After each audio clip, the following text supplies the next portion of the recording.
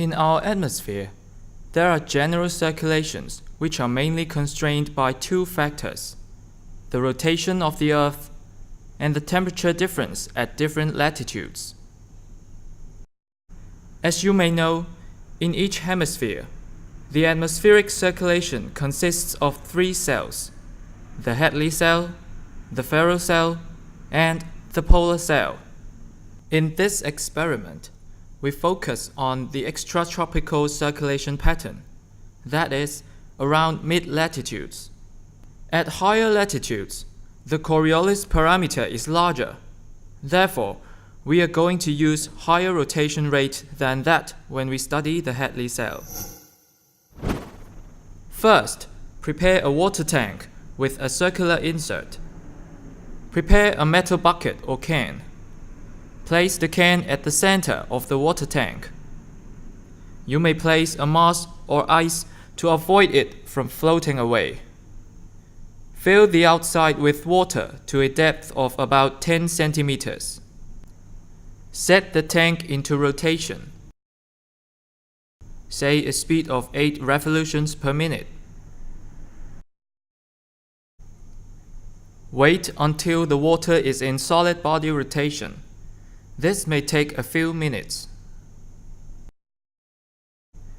Then, add ice or iced water inside the can. If you use ice, you may add some water for better conduction. Wait for another few minutes for the temperature gradient to develop.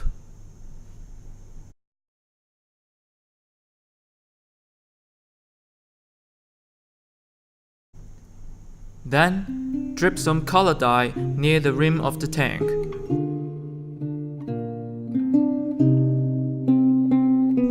Here, I use red dye to represent warm air mass.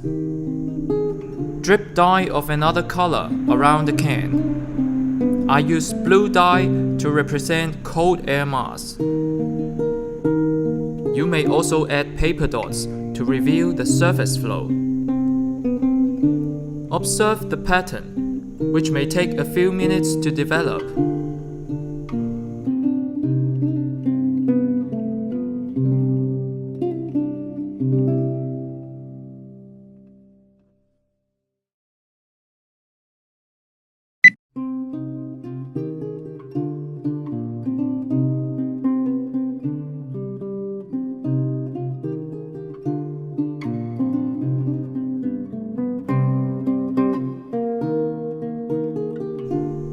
We can see that there are interactions between the cold air and the warm air.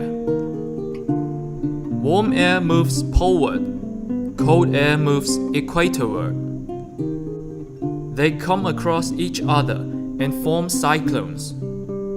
In fluid dynamics, we call these eddies.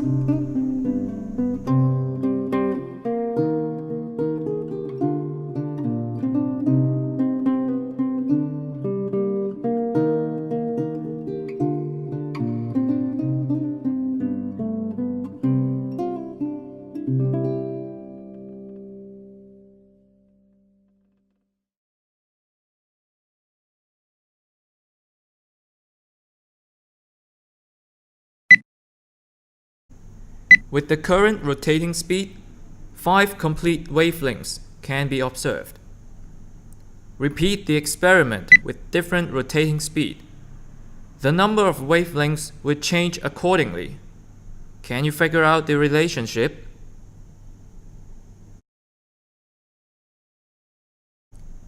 In fact, these eddies are also produced by the same mechanism in our weather system. We expect to see this kind of eddies around the mid-latitudes. However, the patterns are not as regular as in our experiment due to terrain, roughness of surface, non-uniform heat source, and other factors.